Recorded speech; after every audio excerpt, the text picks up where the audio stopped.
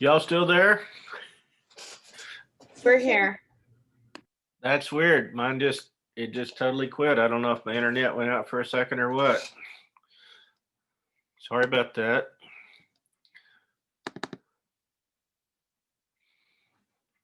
I was just bragging on all the great technology, and there you go.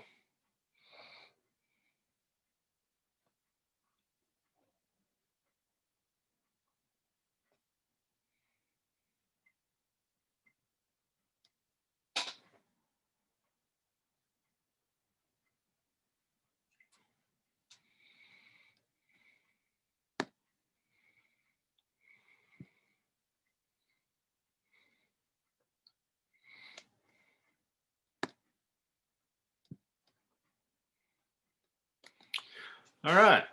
So we have great technology when it decides to work.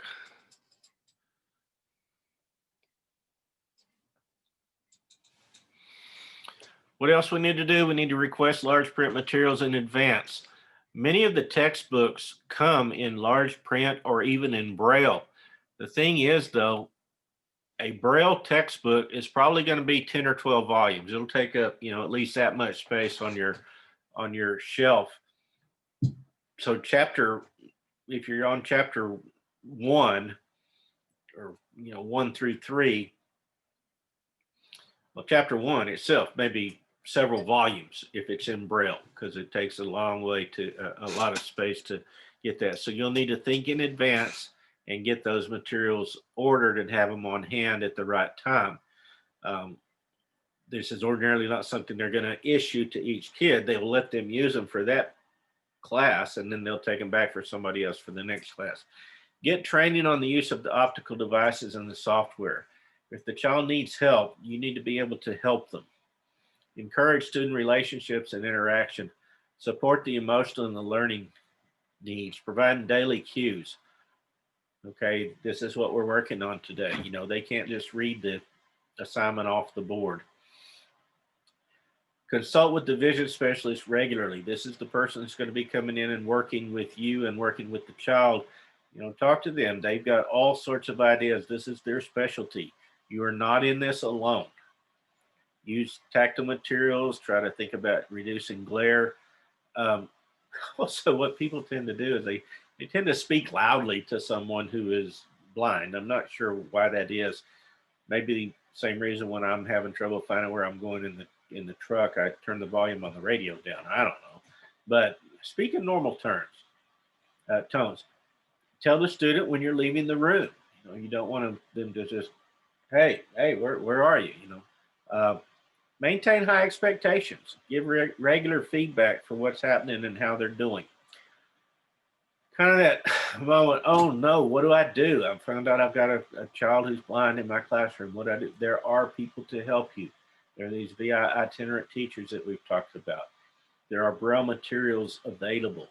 You can learn to use a machine where you type into it and it'll print out Braille.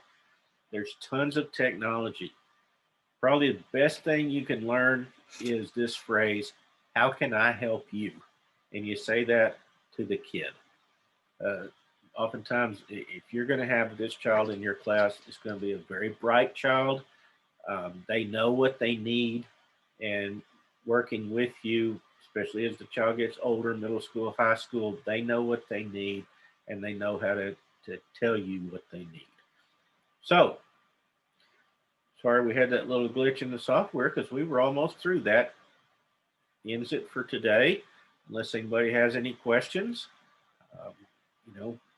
chances are not great that you would have a child with blindness or a visual impairment, but at least now you've been exposed to a little bit of it, hopefully to where you're not too fearful. But the main thing is know you will have help.